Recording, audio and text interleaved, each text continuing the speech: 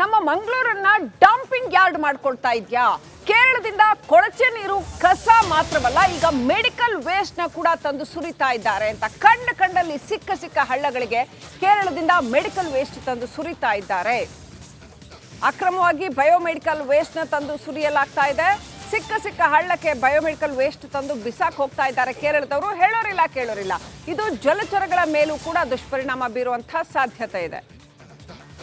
ಕರ್ನಾಟಕ ರಾಜ್ಯ ಮಾಲಿನ್ಯ ನಿಯಂತ್ರಣ ಮಂಡಳಿ ಅಧ್ಯಕ್ಷ ಈ ಮಾಹಿತಿಯನ್ನ ಕೊಟ್ಟಿದ್ದಾರೆ. ಸೊ ಅವ್ರಿಗೆ ಗೊತ್ತಿದೆ ಇದು ಏನ್ ಮಾಡ್ಬೇಕು ಹಾಗಾದ್ರೆ. ಸೊ ಏನ್ ನಡೀತಾ ಇದೆ ಮಾಹಿತಿ ಕೊಡ್ತೀವಿ ನೋಡಿ.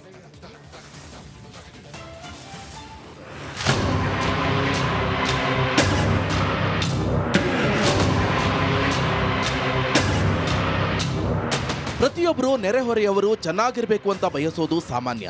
ಆದರೆ ಕೆಲವೊಮ್ಮೆ ಅವರೇ ನಮಗೆ ತಲೆನೋವಾಗಿ ಪರಿಣಮಿಸಬಹುದು. ಈಗ ಅದೇ ಆಗಿದೆ. ನೆರೆ ರಾಜ್ಯ ಕೇರಳ ಈಗ ಕರ್ನಾಟಕಕ್ಕೆ ಹೊರೆಯಾಗಿದೆ.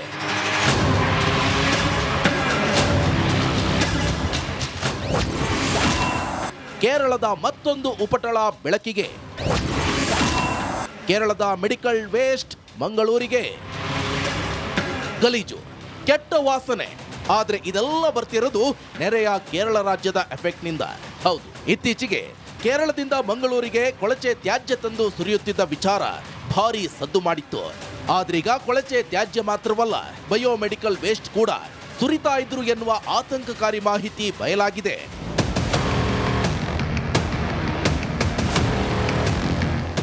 ಕರ್ನಾಟಕ ರಾಜ್ಯ ಮಾಲಿನ್ಯ ನಿಯಂತ್ರಣ ಮಂಡಳಿ ಅಧ್ಯಕ್ಷ ನರೇಂದ್ರ ಸ್ವಾಮಿ ಈ ಸಂಗತಿಯನ್ನ ಬಿಚ್ಚಿಟ್ಟಿದ್ದಾರೆ. ಅತ್ತ ಬಯೋಮೆಡಿಕಲ್ ವೇಸ್ಟ್ನಿಂದ ಜಲಚರಗಳು, ಜೀವರಾಶಿಗಳಿಗೆ ಅತ್ಯಂತ ಕೆಟ್ಟ ಪರಿಣಾಮ ಬೀರುವ ಸಾಧ್ಯತೆ ಇದೆ ಎಂದಿದ್ದಾರೆ. ಎಲ್ಲವೂ ಬರ್ತಾ ಇರ್ತಕ್ಕಂಥ ಕೇರಳದಿಂದ ಅನ್ನೋದು ನಮಗೆ ಇರತಕ್ಕಂಥ ಮಾಹಿತಿ. ಅದು ಬಂದು ಏನು ಮಾಡ್ತಾ ಇದ್ದಾರೆ, ಅದನ್ನು ಟ್ರೀಟ್ಮೆಂಟ್ ಪ್ಲಾಂಟ್ಗಾರು ಹಾಕಿದ್ರೆ ಪರವಾಗಿಲ್ಲ.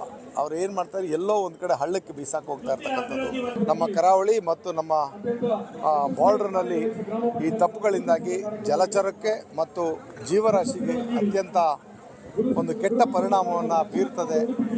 ಅದನ್ನು ಮುನ್ನೆಚ್ಚರಿಕೆಯಾಗಿ ನಾವೆಲ್ಲರೂ ಕೂಡ ತಡೆಗಟ್ಟೋ ಕ್ರಮ ಮೊದಲು ಆ ಕಾನೂನಾತ್ಮಕವಾದ ಪ್ರಕ್ರಿಯೆಯನ್ನು ಜಾರಿ ಕೊಡಬೇಕು ಅಂತ ಜಂಟಿ ಒಂದು ಸಭೆಯನ್ನು ನಡೆಸಿ ನಿರ್ದೇಶನ ಕೊಟ್ಟಿದ್ದೇನೆ. ಅಚ್ಚರಿ ಸಂಗತಿ ಅಂದ್ರೆ ಮಂಗಳೂರು ನಗರ ಪಾಲಿಕೆ ಸೇರಿದ 2 ಟ್ಯಾಂಕರ್ಗಳು ಈ ಕೃತ್ಯದಲ್ಲಿ ಭಾಗಿಯಾಗಿವೆ ಎನ್ನಲಾಗ್ತಿದೆ. ಪಾಲಿಕೆ ಅಧಿಕಾರಿಗಳು ಕೃತ್ಯದಲ್ಲಿ ಭಾಗಿಯಾಗಿದ್ದವರನ್ನ ಹಿಡಿದು ಕೇಸ್ ಮಾಡಿದ್ದಾರೆ. 10,000 ದಂಡ ವಿಧಿಸಿದ್ದಾರೆ. ಇನ್ನು ಕರ್ನಾಟಕ ರಾಜ್ಯ ಮಾಲಿನ್ಯ ನಿಯಂತ್ರಣ ಮಂಡಳಿ ಅಧ್ಯಕ್ಷ ನರೇಂದ್ರ ಸ್ವಾಮಿ ಮಂಗಳೂರು ಮಹಾನಗರ ಪಾಲಿಕೆ ಅಧಿಕಾರಿಗಳ ಜೊತೆ ಜಂಟಿ ಸಭೆ ನಡೆಸಿ ಕಾನೂನಾತ್ಮಕವಾಗಿ ತಡೆಗಟ್ಟಲು ಕಟ್ಟುನಿಟ್ಟಿನ ಸೂಚನೆ ನೀಡಿದ್ದಾರೆ. ಇನ್ನಾದರೂ ಅಧಿಕಾರಿಗಳು ಎಚ್ಚೆತ್ತುಕೊಂಡು ಕೇರಳದಿಂದ ಬರುವ ಈ ರೀತಿಯ ಬಯೋಮೆಡಿಕಲ್ ತ್ಯಾಜ್ಯವನ್ನ ತಡೆಗಟ್ಟಬೇಕಿದೆ. ಇಲ್ಲದಿದ್ರೆ ಇದರಿಂದ ರೋಗಗಳು ಹರಡುವ ಸಾಧ್ಯತೆ ಹೆಚ್ಚಿದೆ. ಕ್ಯಾಮರಾ ಪರ್ಸನ್ ದಿವಾಕರ್ ಪದ್ಮುಂಜ ಜೊತೆ ದಿನೇಶ್ ಕಾಶಿಪಟ್ನ, ರಿಪಬ್ಲಿಕ್ ಕನ್ನಡ, ಮಂಗಳೂರು. ನಮ್ಮ ಮಂಗಳೂರನ್ನ ಡಂಪಿಂಗ್ ಯಾರ್ಡ್ ಮಾಡ್ಕೊಳ್ತಾ ಇದ್ಯಾ? ಕೇರಳದಿಂದ ಕೊಳಚೆ ನೀರು ಕಸ ಮಾತ್ರವಲ್ಲ, ಈಗ ಮೆಡಿಕಲ್ ವೇಸ್ಟ್ ನ ಕೂಡ ತಂದು ಸುರಿತಾ ಇದ್ದಾರೆ ಅಂತ ಕಂಡಲ್ಲಿ ಸಿಕ್ಕ ಹಳ್ಳಗಳಿಗೆ ಕೇರಳದಿಂದ ಮೆಡಿಕಲ್ ವೇಸ್ಟ್ ತಂದು ಸುರಿತಾ ಇದ್ದಾರೆ. ಅಕ್ರಮವಾಗಿ ಬಯೋಮೆಡಿಕಲ್ ವೇಸ್ಟ್ ನ ತಂದು ಸುರಿಯಲಾಗ್ತಾ ಇದೆ. ಸಿಕ್ಕ ಹಳ್ಳಕ್ಕೆ ಬಯೋಮೆಡಿಕಲ್ ವೇಸ್ಟ್ ತಂದು ಬಿಸಾಕ್ ಹೋಗ್ತಾ ಇದ್ದಾರೆ ಕೇರಳದವರು. ಹೇಳೋರಿಲ್ಲ ಕೇಳೋರಿಲ್ಲ. ಇದು ಜಲಚರಗಳ ಮೇಲೂ ಕೂಡ ದುಷ್ಪರಿಣಾಮ ಬೀರುವಂತಹ ಸಾಧ್ಯತೆ ಇದೆ. ಕರ್ನಾಟಕ ರಾಜ್ಯ ಮಾಲಿನ್ಯ ನಿಯಂತ್ರಣ ಮಂಡಳಿ ಅಧ್ಯಕ್ಷ ಈ ಮಾಹಿತಿಯನ್ನ ಕೊಟ್ಟಿದ್ದಾರೆ. ಸೊ ಅವ್ರಿಗೆ ಗೊತ್ತಿದೆ ಇದು ಏನ್ ಮಾಡ್ಬೇಕು ಹಾಗಾದ್ರೆ. ಸೊ ಏನ್ ನಡೀತಾ ಇದೆ ಮಾಹಿತಿ ಕೊಡ್ತೀವಿ ನೋಡಿ.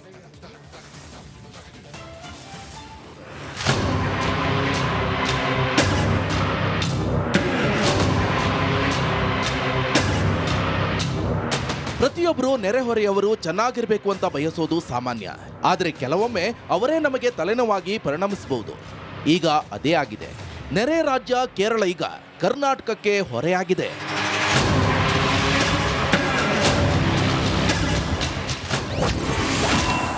ಕೇರಳದ ಮತ್ತೊಂದು ಉಪಟಳ ಬೆಳಕಿಗೆ.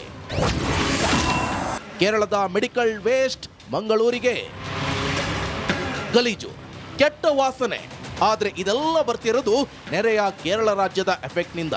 ಹೌದು, ಇತ್ತೀಚೆಗೆ ಕೇರಳದಿಂದ ಮಂಗಳೂರಿಗೆ ಕೊಳಚೆ ತ್ಯಾಜ್ಯ ತಂದು ಸುರಿಯುತ್ತಿದ್ದ ವಿಚಾರ ಭಾರಿ ಸದ್ದು ಮಾಡಿತ್ತು. ಆದ್ರೀಗ ಕೊಳಚೆ ತ್ಯಾಜ್ಯ ಮಾತ್ರವಲ್ಲ, ಬಯೋಮೆಡಿಕಲ್ ವೇಸ್ಟ್ ಕೂಡ ಸುರಿತಾ ಇದ್ರು ಎನ್ನುವ ಆತಂಕಕಾರಿ ಮಾಹಿತಿ ಬಯಲಾಗಿದೆ.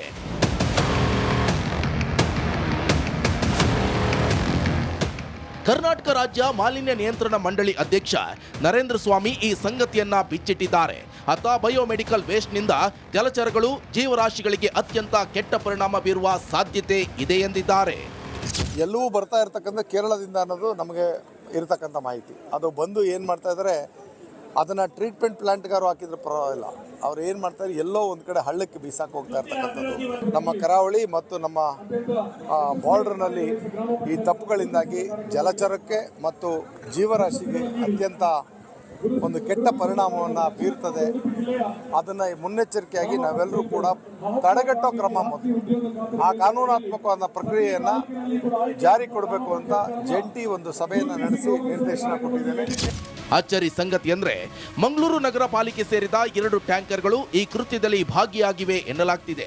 ಪಾಲಿಕೆ ಅಧಿಕಾರಿಗಳು ಕೃತ್ಯದಲ್ಲಿ ಭಾಗಿಯಾಗಿದ್ದವರನ್ನ ಹಿಡಿದು ಕೇಸ್ ಮಾಡಿದ್ದಾರೆ. 10,000 ದಂಡ ವಿಧಿಸಿದ್ದಾರೆ. ಇನ್ನು ಕರ್ನಾಟಕ ರಾಜ್ಯ ಮಾಲಿನ್ಯ ನಿಯಂತ್ರಣ ಮಂಡಳಿ ಅಧ್ಯಕ್ಷ ನರೇಂದ್ರ ಸ್ವಾಮಿ ಮಂಗಳೂರು ಮಹಾನಗರ ಪಾಲಿಕೆ ಅಧಿಕಾರಿಗಳ ಜೊತೆ ಜಂಟಿ ಸಭೆ ನಡೆಸಿ ಕಾನೂನಾತ್ಮಕವಾಗಿ ತಡೆಗಟ್ಟಲು ಕಟ್ಟುನಿಟ್ಟಿನ ಸೂಚನೆ ನೀಡಿದ್ದಾರೆ. ಇನ್ನಾದರೂ ಅಧಿಕಾರಿಗಳು ಎಚ್ಚೆತ್ತುಕೊಂಡು ಕೇರಳದಿಂದ ಬರುವ ಈ ರೀತಿಯ ಬಯೋಮೆಡಿಕಲ್ ತ್ಯಾಜ್ಯವನ್ನ ತಡೆಗಟ್ಟಬೇಕಿದೆ. ಇಲ್ಲದಿದ್ರೆ ಇದರಿಂದ ರೋಗಗಳು ಹರಡುವ ಸಾಧ್ಯತೆ ಹೆಚ್ಚಿದೆ. ಕ್ಯಾಮರಾ ಪರ್ಸನ್ ದಿವಾಕರ್ ಪದ್ಮುಂಜ ಜೊತೆ ದಿನೇಶ್ ಕಾಶಿಪಟ್ನ, ರಿಪಬ್ಲಿಕ್ ಕನ್ನಡ, ಮಂಗಳೂರು. ನಮ್ಮ ಮಂಗಳೂರನ್ನ ಡಂಪಿಂಗ್ ಯಾರ್ಡ್ ಮಾಡ್ಕೊಳ್ತಾ ಇದ್ಯಾ? ಕೇರಳದಿಂದ ಕೊಳಚೆ ನೀರು, ಕಸ ಮಾತ್ರವಲ್ಲ, ಈಗ ಮೆಡಿಕಲ್ ವೇಸ್ಟ್ ನ ಕೂಡ ತಂದು ಸುರಿತಾ ಇದ್ದಾರೆ ಅಂತ ಕಂಡಲ್ಲಿ ಸಿಕ್ಕ ಹಳ್ಳಗಳಿಗೆ ಕೇರಳದಿಂದ ಮೆಡಿಕಲ್ ವೇಸ್ಟ್ ತಂದು ಸುರಿತಾ ಇದ್ದಾರೆ. ಅಕ್ರಮವಾಗಿ ಬಯೋಮೆಡಿಕಲ್ ವೇಸ್ಟ್ ನ ತಂದು ಸುರಿಯಲಾಗ್ತಾ ಇದೆ. ಸಿಕ್ಕ ಹಳ್ಳಕ್ಕೆ ಬಯೋಮೆಡಿಕಲ್ ವೇಸ್ಟ್ ತಂದು ಬಿಸಾಕ್ ಹೋಗ್ತಾ ಇದ್ದಾರೆ ಕೇರಳದವರು. ಹೇಳೋರಿಲ್ಲ ಕೇಳೋರಿಲ್ಲ. ಇದು ಜಲಚರಗಳ ಮೇಲೂ ಕೂಡ ದುಷ್ಪರಿಣಾಮ ಬೀರುವಂತಹ ಸಾಧ್ಯತೆ ಇದೆ. ಕರ್ನಾಟಕ ರಾಜ್ಯ ಮಾಲಿನ್ಯ ನಿಯಂತ್ರಣ ಮಂಡಳಿ ಅಧ್ಯಕ್ಷ ಈ ಮಾಹಿತಿಯನ್ನ ಕೊಟ್ಟಿದ್ದಾರೆ. ಸೊ ಅವ್ರಿಗೆ ಗೊತ್ತಿದೆ ಇದು ಏನ್ ಮಾಡ್ಬೇಕು ಹಾಗಾದ್ರೆ. ಸೊ ಏನ್ ನಡೀತಾ ಇದೆ ಮಾಹಿತಿ ಕೊಡ್ತೀವಿ ನೋಡಿ.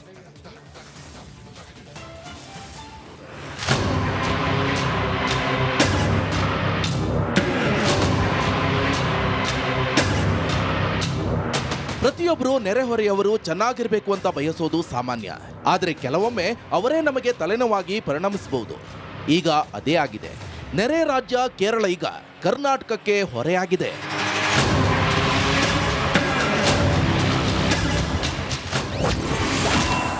ಕೇರಳದ ಮತ್ತೊಂದು ಉಪಟಳ ಬೆಳಕಿಗೆ. ಕೇರಳದ ಮೆಡಿಕಲ್ ವೇಸ್ಟ್ ಮಂಗಳೂರಿಗೆ.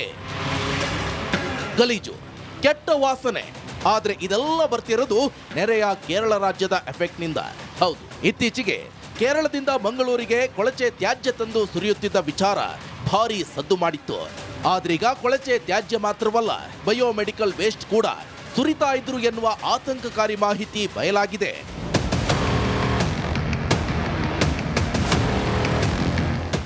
ಕರ್ನಾಟಕ ರಾಜ್ಯ ಮಾಲಿನ್ಯ ನಿಯಂತ್ರಣ ಮಂಡಳಿ ಅಧ್ಯಕ್ಷ ನರೇಂದ್ರ ಸ್ವಾಮಿ ಈ ಸಂಗತಿಯನ್ನ ಬಿಚ್ಚಿಟ್ಟಿದ್ದಾರೆ. ಅತ ಬಯೋಮೆಡಿಕಲ್ ವೇಸ್ಟ್ನಿಂದ ಜಲಚರಗಳು